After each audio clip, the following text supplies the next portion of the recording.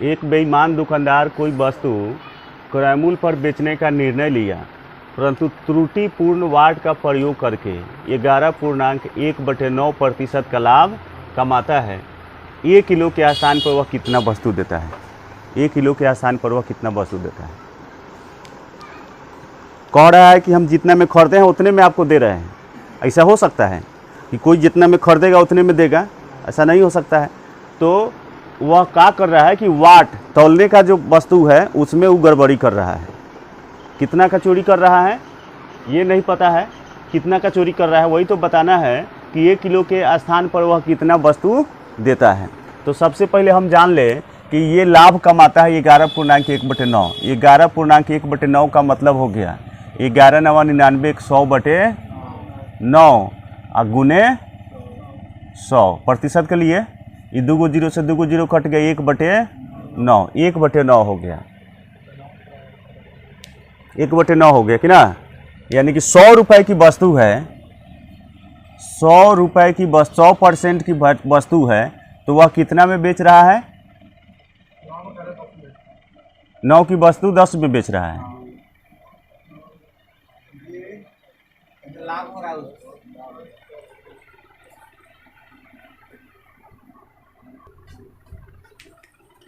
लाभ होता है इतना का, तो इतना का मतलब हो गया, इतना का मतलब हो गया 11 9 99 100/9%। इतना का लाभ होता है, इतना का लाभ होता है 100/9% का लाभ होता है। इतना वस्तु है, लाभ इतना का होता है। तो ज़रा देखिए कि यदि वस्तु लाभ x का होता है, अगर मान लेते हैं कि लाभ x का होता है, मान ले कि लाभ x का हो, माना कि परीक्षा में ये सब नहीं लिखना है, माना कि लाभ बराबर x रुपये, x लाभ बराबर x। तो लाभ प्रतिशत कैसे निकालेंगे? लाभ गुने 100, लाभ गुने 100/1000 ग्राम वस्तु है, 1000 ग्राम वस्तु है, और जो कम दिया होगा, जो कम दिया होगा वही तो लाभ होगा।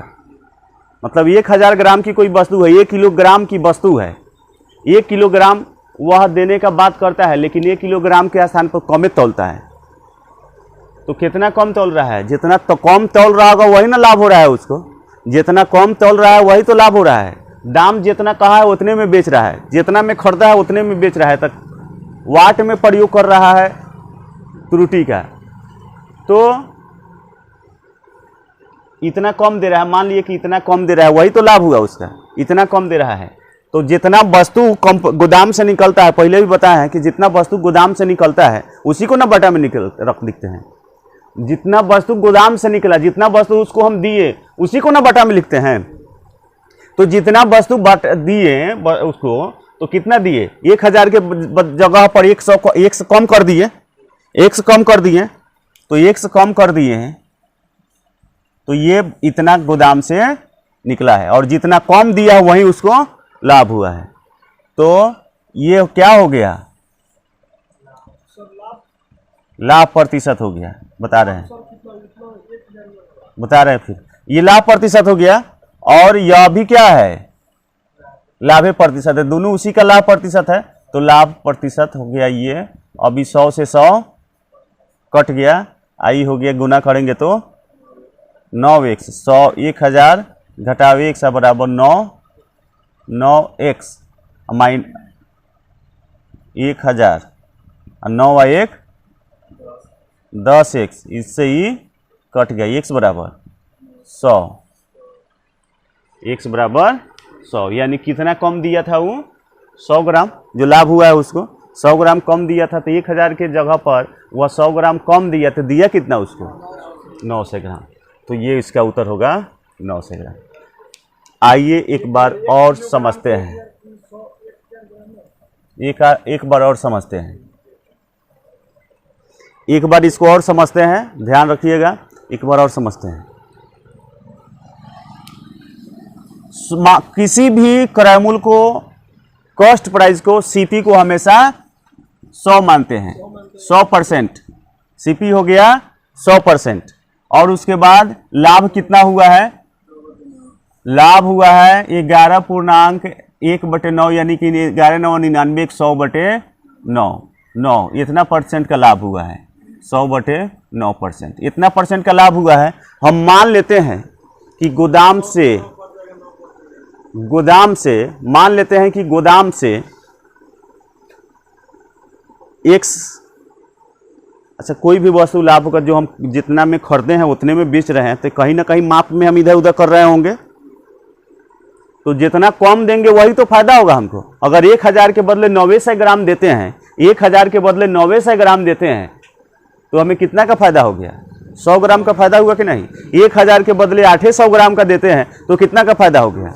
200 ग्राम का फायदा हो गया कि नहीं? तो अगर 1000 के बदले हम 100 ग्राम देते हैं, 1000 1 ग्राम कम देते हैं, तो हमें फायदा 100 का होगा। फायदा 100 का ना होगा। अगर 1000 के बदले 200 ग्राम हम कम चोरी कर लेते हैं, 200 ग्राम चोरी कर लेते हैं, 1000 ग्राम के बदले में हम 200 ग्राम की चोरी कर लेते हैं, तो 200 ग्राम लाभ न हुआ हमको। तो यहाँ पर 1 ग्राम की चोरी कर रहा है, तो लाभ कितना का होगा? 1 ग्राम का होगा। लाभ 1 ग्राम का होगा। हमको ये बात समझना चाहिए कि ये जो है लाभ प्रतिशत है, ये जो है लाभ प्रतिशत है, ये जो लाभ प्रतिशत है। और 1 रुपया 1 गो वस्तु 1 ग्राम वस्तु मान लेते हैं, 1 ग्राम वस्तु अगर उसको हम कम दिए तो ये लाभ हो गया। 1 ग्राम वस्तु कम दिए थे तो ये लाभ हो गया। कितना में कम दिए थे? बाटा में तो हम उसी को लिखते हैं, लाभ प्रतिशत निकाल रहे हैं। लाभ प्रतिशत है, इसको भी लाभे प्रतिशत निकाल रहे हैं। दोनों लाभ प्रतिशत को बराबर कर देंगे। तो ये लाभ किस पर निकालते हैं हम लोग? जो गोदाम से सामान निकला उस पर। तो गोदाम से सामान कितना निकला? 1000 देना था, लेकिन 1 ग्राम उसको कमे दिया। तो जो कम दिया उतना घटा लेंगे ना, यानी दिया कितना? 1000 घटाओ 1 ग्राम, तो ये हो गया गुने 100। तो ये हो गया लाभ प्रतिशत। और बाकी यह भी है लाभे प्रतिशत है। दोनों लाभे प्रतिशत हुआ। लाभ बटे जो कंपनी से सामान निकला हुआ गुने 100 लाभ प्रतिशत हो गया। इससे ही कट गया 1 मरतबे। 1 से इसमें गुना करेंगे, 1000 घटाओ 1, आई हो गया 9x। अब 1000 आई 9x आई -x उधर जाके वो +x 10x, 0 से 0 कट गया, x बराबर 100 ग्राम कम दिया है। 100 जो लाभ हुआ है, लाभ कितना हुआ? 100 ग्राम। तो 100 ग्राम का लाभ हुआ, यानी 1000 के जगह पर वह 100 ग्राम घटा दीजिए, 900 ग्राम दिया था, तो इसका उत्तर हो जाएगा 900 ग्राम। हम समझ रहे हैं कि आप समझ लिए होंगे।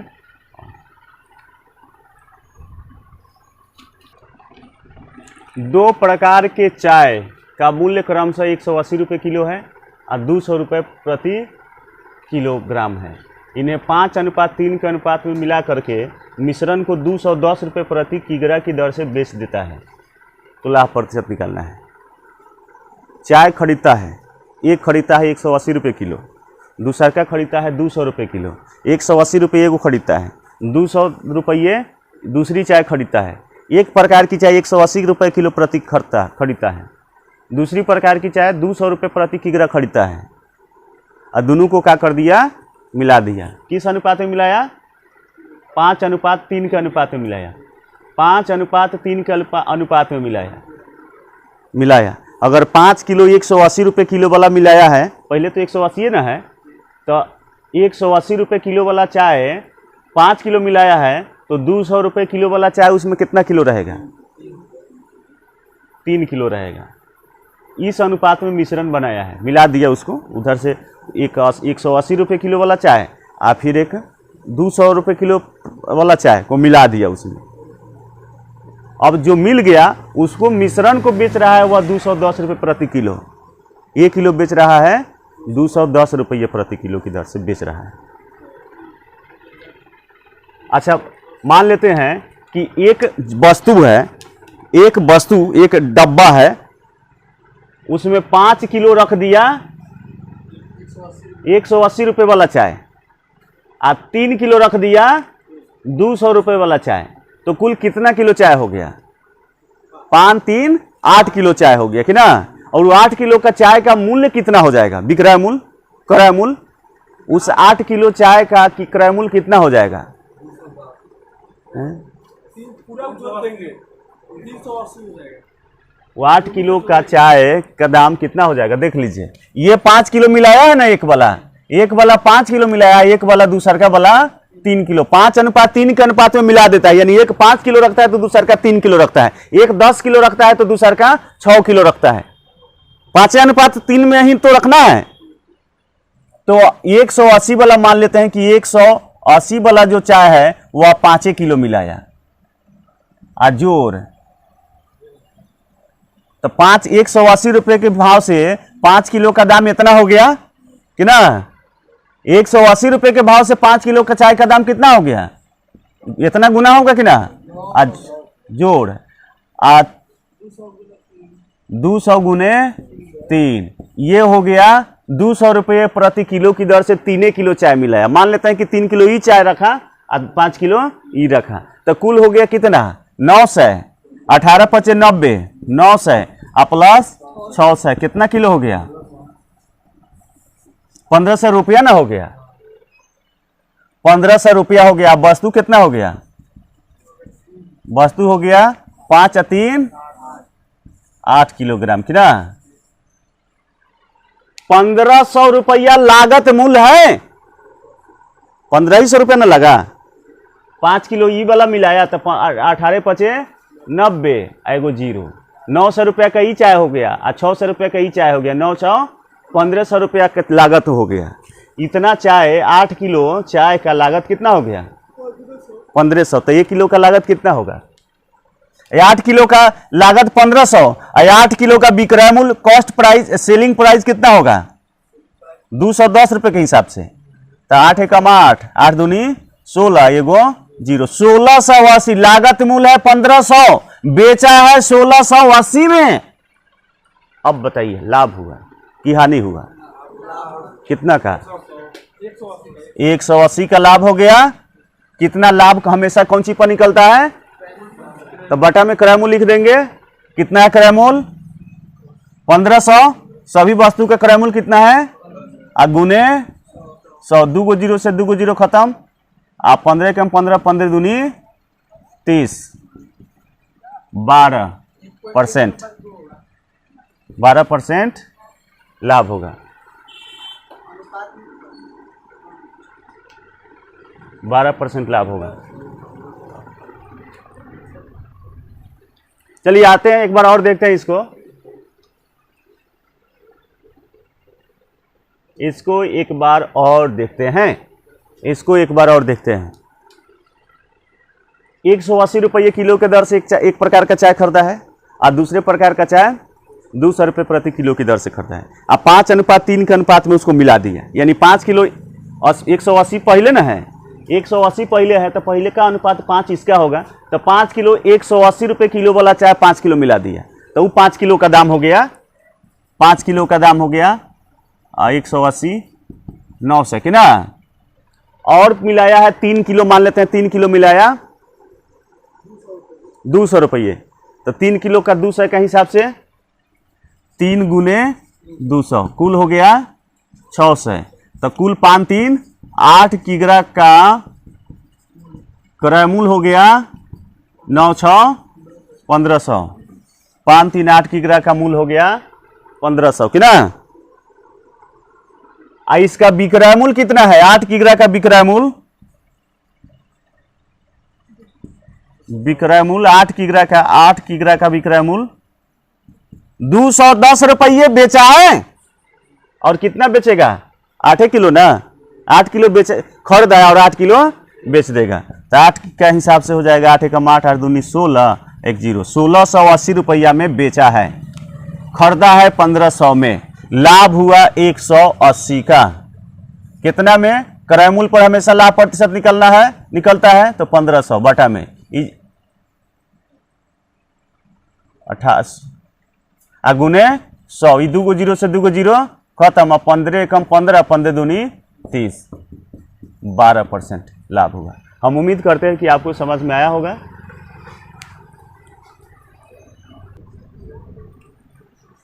मुकेश ने 40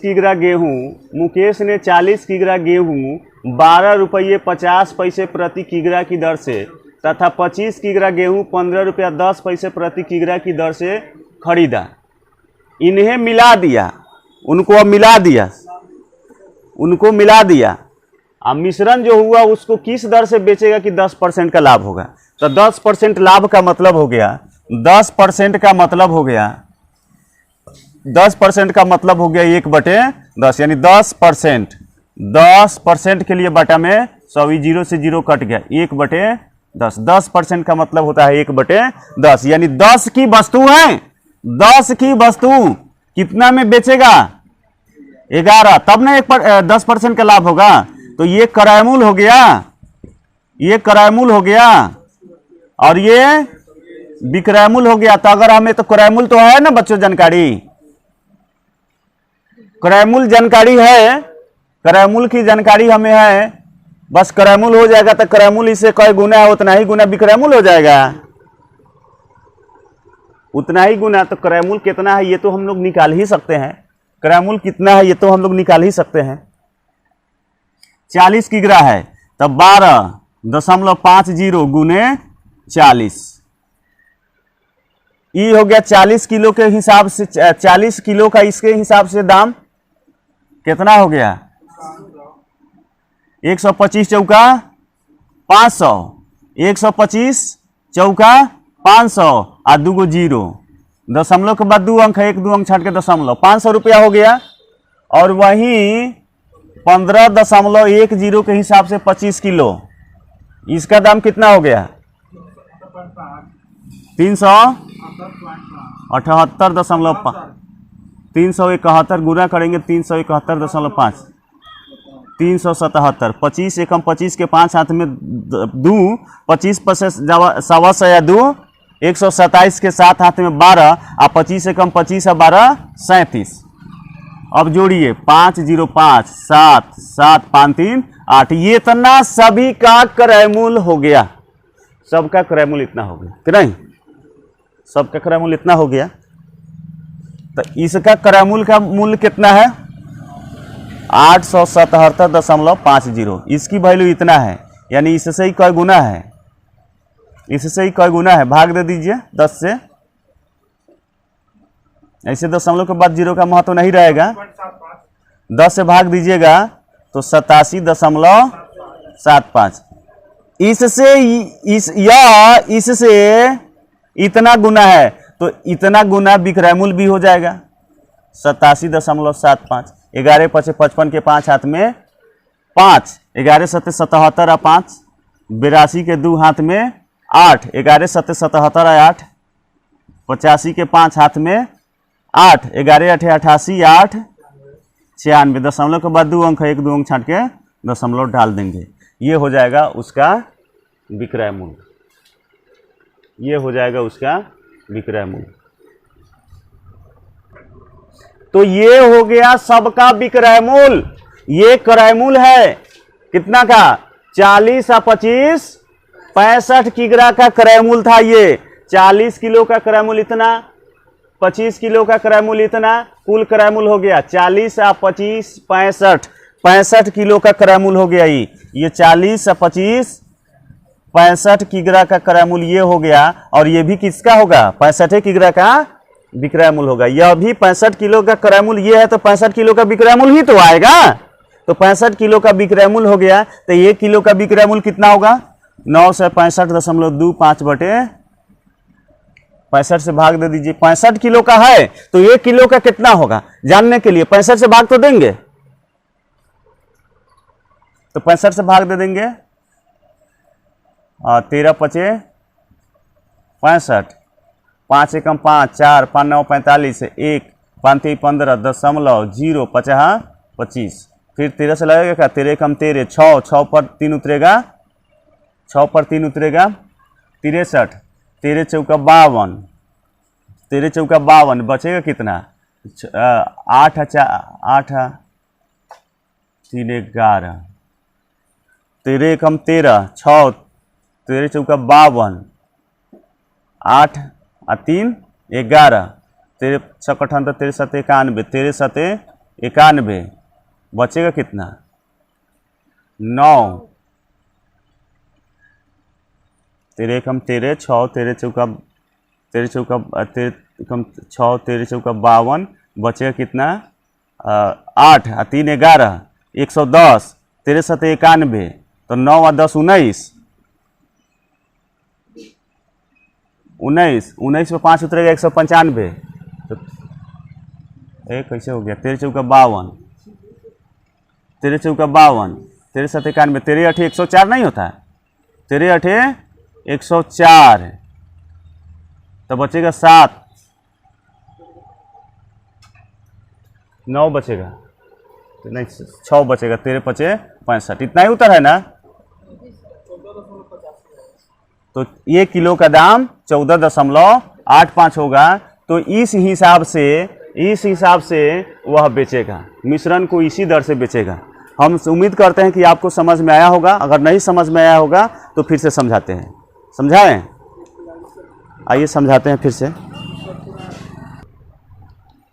मुकेश ने 40 किग्रा गेहूं इतना के दर से खरीदा, 25 किग्रा गेहूं इतना की दर से खरीदा, उसको मिला दिया। मिलाने के बाद उसको किस दर से बेचेगा कि 10% का लाभ होगा। तो 10% लाभ होने का कहने का मतलब हो गया, 10% का मतलब हो गया 1/10, यानी कि 10 की वस्तु 11 में बेचेगा, 10 की वस्तु 1 ज़्यादा में बेचेगा, तब तो 10% का लाभ होगा। तो ये हो गया क्रय मूल्य और ये हो गया विक्रय मूल्य, cost price I selling price. ये कॉस्ट प्राइस हो गया, इतना में खरीदा है और इतना में बेचा है। क्रय मूल्य और विक्रय मूल्य का ये अनुपात हो गया। तो इस सबका क्रय मूल्य हमको पता है, पता हो जाएगा, नहीं है तो हो जाएगा। 40 किलो गेहूं है तो 40 किलो के गेहूं का 12.50 के हिसाब से 500 रुपया इसका होगा, 500 रुपया। और फिर 25 किलो गेहूं खरीदा है इस भाव से, तो 25 किलो का भाव हो जाएगा 15.10 के हिसाब से। इसका हिसाब हो जाएगा 25, कितना हो जाएगा 25 एकम 25, 25 एकम 25 के 5 हाथ में 2 और 25 पचे 127 127 के 7 हाथ में 12, 25 एकम 25 और 12 37, दशमलव के बाद 2 अंक, 1 2 अंक छाट के दशमलव जोड़िए 0 5 7 0 0 7 5 3 8। ये हो गया 20 या 25 40 या 25 65 केजी का क्रय मूल्य, कि ना 65 केजी का क्रय मूल्य हो गया। तो 65 केजी का क्रय मूल्य है तो क्रय मूल्य है 877.50। इससे ही कई गुना है 87.75 गुना हो गया।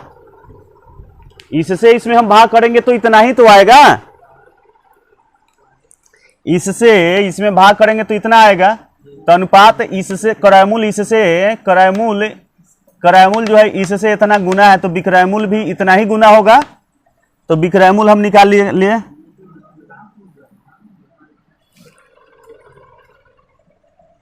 87.75 गुना करेंगे तो हो जाएगा 11 5 55 के 5 हाथ में 5 11 7 77 और 5 82 के 2 हाथ में 8 11 7 77 11 7 77 और 8 और 85 के 5 हाथ में 8 11 8 88 और 5 88 और 5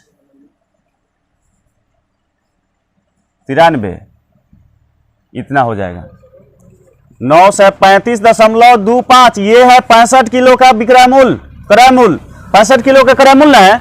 तो 65 किलो का ये विक्रय मूल्य भी आया है, ये 65 किलो का विक्रय मूल्य आया है। तो 65 किलो का विक्रय मूल्य है तो 65 से भाग दे देंगे तो 1 किलो का विक्रय मूल्य हो जाएगा। तो 65 से हम भाग देंगे इसमें तो हो जाएगा 14.85,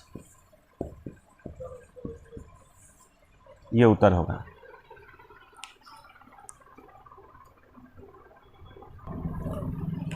कपड़े के एक व्यापारी ने अपने कपड़े का आधा भाग 20% लाभ पर,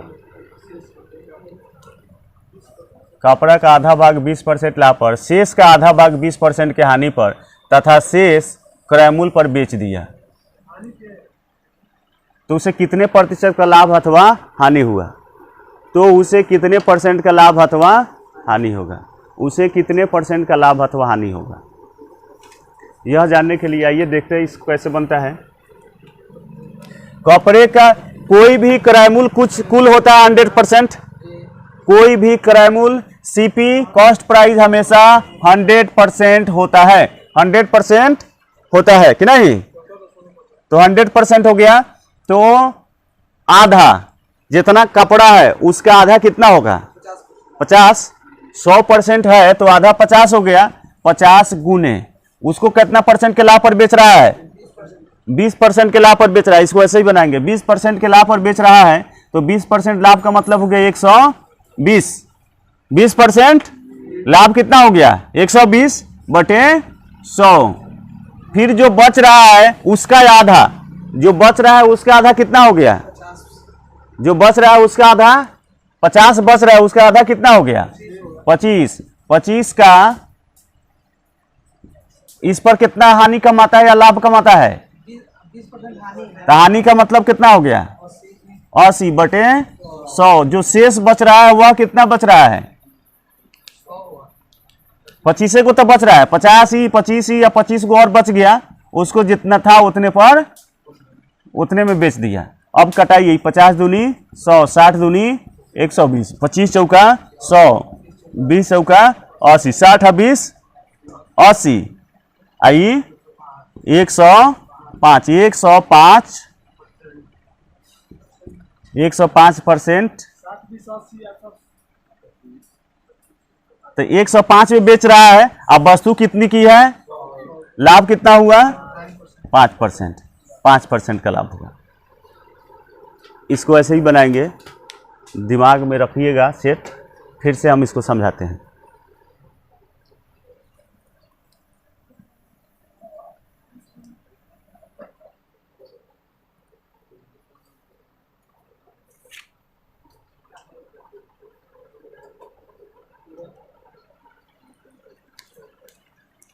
सीपी होता है 100%, सीपी होता है 100%, सीपी होता है 100%।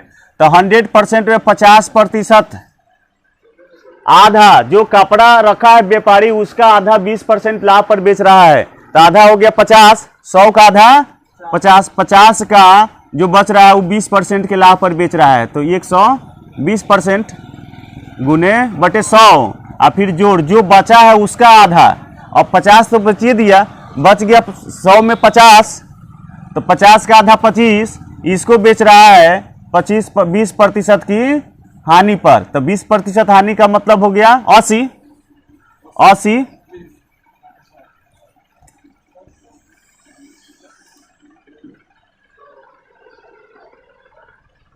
तो बटे 100 आज जोड़ बच कितना गया 25, तो इस पर तक कोई लाभ ही नहीं ले रहा है ना हानि, जितना का था उतने में बेच दिया।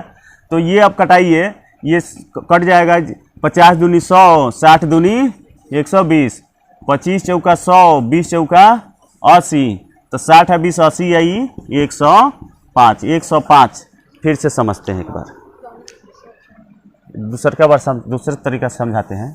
देखिए 100 रुपए की वस्तु कितना में बेचा 105 में, 105 में बेचा है तो 5% का लाभ हो गया, 5% का लाभ हो गया। देखिए अब आप लोगों को ये बात समझ में आ रहा होगा कि ये क्या है, ये क्या है, इसको ही समझना है ये क्या है। अच्छा हमारे पास 50% जो बचा उसका हम उसको कितना दे दिए, लाभ दिया तो 130। अच्छा 20% का लाभ दे दिया तो हम उसको कितना उससे रुपया ले लिए, उससे कितना रुपया ले लिए 50 आधा वस्तु दे दिए, आधा वस्तु दे दिए, उसका 20% लाभ हमको मिल गया, तो हमको मिला कितना 120% मिला।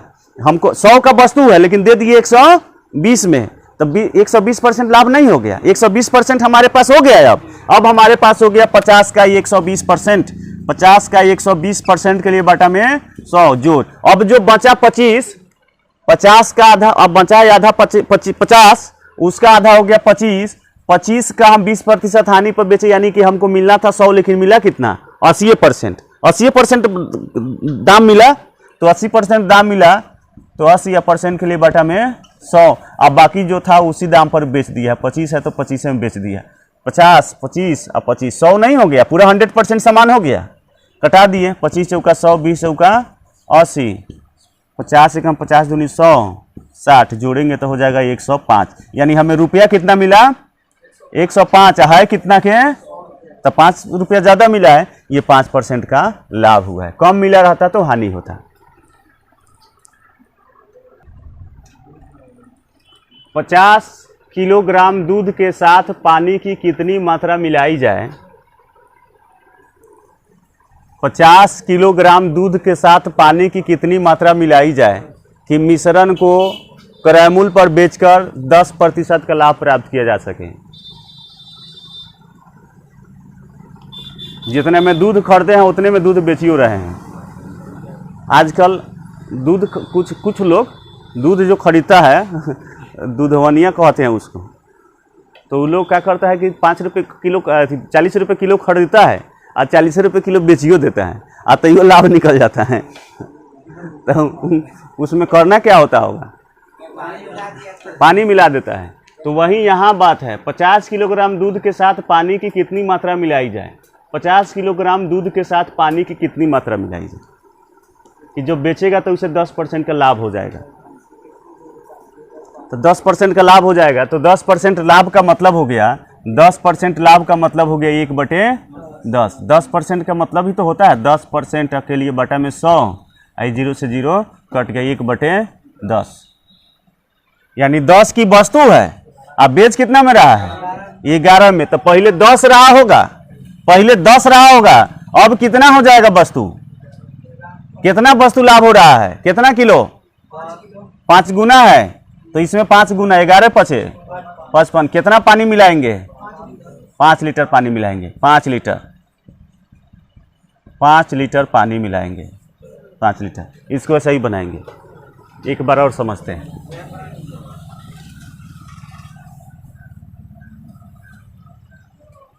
दस 10% का लाभ होता है। 10% का मतलब हो गया 1/10, यानी 10 पहले से था, अब हो गया है 11। 10 पहले से था, अब एगो ज्यादा हो गया, उतने में खरीदा है। तो अगर 10 में खरीदा है, 10 में बेच देता तो लाभ तो होता नहीं। 10 में खरीदा है, लेकिन वो क्या कर रहा है कि 10 किलोग्राम दूध है और 1 किलोग्राम पानी मिला दिया है, तभी ना 10% का लाभ होगा। 10 किलोग्राम दूध रहेगा, 10 1 11, 11 किलोग्राम पानी रहेगा, तभी 1 किलोग्राम पानी रहेगा तो 11 किलोग्राम हो जाएगा।